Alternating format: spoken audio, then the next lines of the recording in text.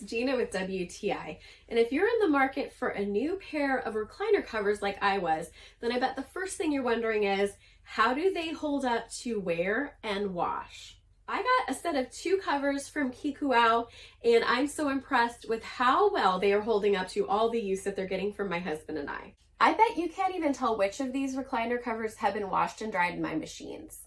This is the one that's been washed and dried, and it looks exactly the same as the one that hasn't been. It held up perfectly. Also, we live in these recliners and I work from home, and you can see that there are no marks on it like where I sit all the time. The fabric hasn't worn down. It's still looking great.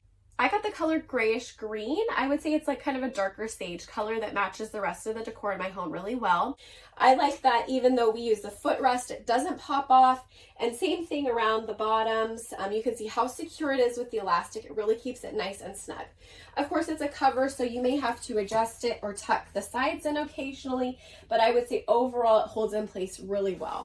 If you're looking to refresh the look on your recliners with new covers, these ones are wonderful, and that's my point of view.